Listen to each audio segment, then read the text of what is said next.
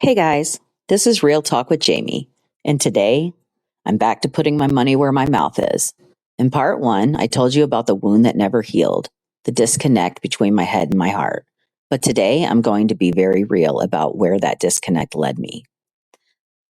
I'm going to talk about the 7.5 years I spent wandering in the dark. I need to be very tender with your heart before we begin.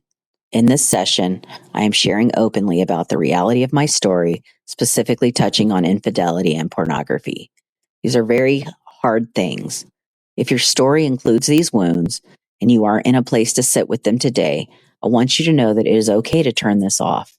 You are safe here, even in the silence. But for those of you who have felt like you've been evicted from God's grace because you keep slipping into the same old ruts, I want you to hear this. Because my story didn't end in the dark. In truth, the story of the light was just beginning. Here's the next part of those blog posts from 2012. In my last post, The Ugly Truth Part 1, I left you with these words, but I was wounded, and I never really healed and experienced God's grace and forgiveness. I knew about it cognitively, but my mind and my heart were so disconnected from each other, and it became something that I would wrestle with for the next 7 years. I have wrestled with whether or not to share this next part of my story on here. Prior to now, I didn't feel like it was time. Sometimes I wonder if God wasn't just grooming me to start this blog and share that part of the story here. I do not feel the same resistance and hesitance I felt before about sharing this next part of my story. Perhaps it is partly due to the fact that Kris and I have twice now shared our story officially in front of a group of people. So it is with my breath held that I am about to plunge forward into the second part of my story. There is a reason that this part of my story has been called the ugly truth. Because I was a Christian, for some it is unfathomable that I did what I did, that I made the choices that I did. But while I would be labeled a Christian, I did not consider myself one in my heart those 7 years I spent wandering. And unfortunately, all too often, it is the Christians who have it all wrong, who look at things backwards. Who are we to think that we are any better than our non-Christian brothers and sisters? We all sin just the same. Maybe not the same sins, but we do sin. And I think that we are worse sometimes as Christians because we hide, we stay in the dark, we keep it to ourselves and go about our lives with this attitude of superiority because we're Christians after all. It makes me sick. We Christians are not better than anyone else. Some may think that they are, but I'm here to tell you, as a Christian, we are sinners, just like everyone else. I'm taking it upon myself to declare all people inside and outside of the church sinners. Going to church on Sundays and Wednesdays does not make us sinless.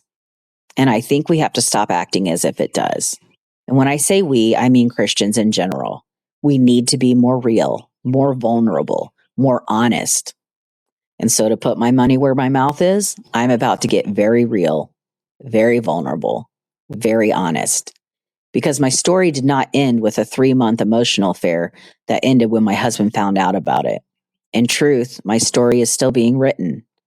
But the truth, the dirty, ugly truth is that as Kris and I eased back into some sort of normalcy after the affair, we also slipped back into old patterns, old habits. Kris returned to pornography, and I returned to feeling lonely and worthless. By this time, when Kris chose his addiction over me, I believed that I had absolutely no right to be upset about it. After all, what I had done was worse, in my mind anyway. What I had done was far greater in that it played itself out with an actual person. I had no right to feel hurt or angry or upset with him. That's what I believed and how I lived. Guilt and shame weighed heavily on me. Well, that's putting it lightly. Guilt and shame swallowed me. I was lost in bondage to guilt and shame, and I couldn't break free. I felt useless and unworthy of Kris's love. I felt undeserving of God's love. I truly believed myself to be the one person that God would never love. Not that he couldn't love me, but that he wouldn't. Not after what I had done. Left broken and unwanted, there was a hole. Something that needed to be filled. I filled it the only way I knew how. I ran back to the arms of another man. No, not another man. The same man. Over and over again. For 7.5 years. Until February 11th, 2012. That day changed the course of my life. It is the day that my on-again, off-again relationship, which at that point had extended beyond emotional intimacy to sexual, was brought into the light. It is only by God's design that the truth was revealed. I became very good at hiding, at staying in the darkness. I loved the darkness. I felt safe in the darkness. There was this sense of comfort in the dark. It is odd that someone who is afraid of the dark would feel safe in the dark, but it is the nature of sin. It is how the enemy keeps us enslaved.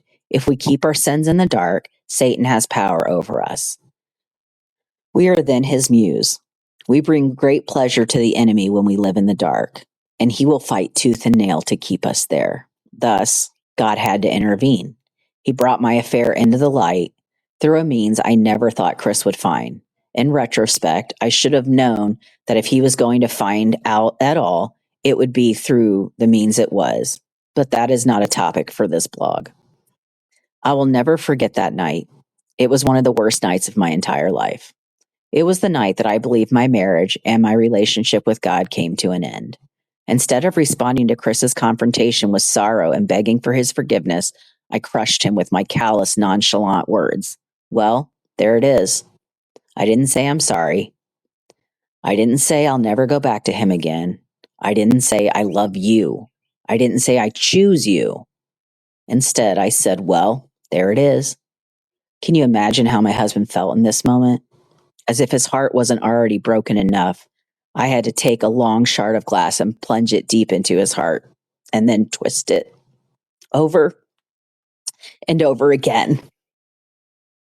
What's worse is that I had flaunted this affair in front of him, and he didn't even know it.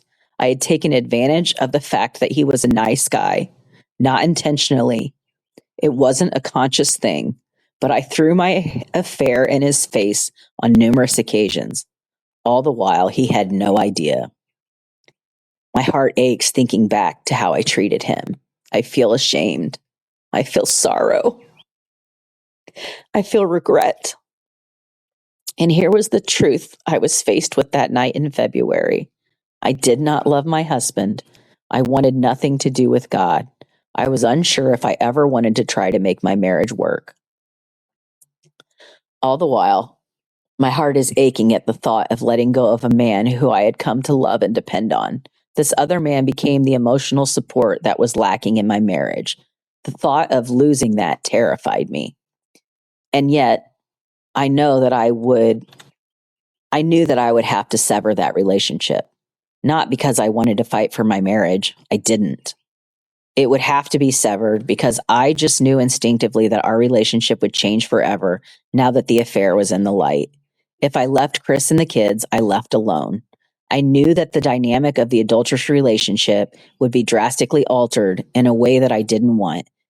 As messed up as it sounds, I didn't want to just be the other woman. I knew that my heart couldn't bear that. So I was confronted with what felt like at the time what would be a great loss, and I wasn't ready for it. As sad as it is, this is where I found myself on February 11th, 2012. Not grieving over the pain I had caused my husband, not caring that my marriage was in shambles, but worried about how I would say goodbye to this other man. That's the brutal truth. That's where my heart was. If you're still listening, I want you to just take a second to breathe. That was heavy. Maybe hearing about the darkness made you feel like you needed to pull your own shoulders up to your ears. If you're feeling braced right now, I want you to just look at your hands, wiggle your fingers, notice that you are right here in this moment, and the darkness I was describing is in the past. I shared the ugly truth today because I want to kill the lie that some sins are worse than others, or that we have to hide to be loved. We are all human. We all have muddy ruts. If you are hiding in the dark today, I want you to know that the light is coming. You don't have to be perfect to be loved. You just have to be real.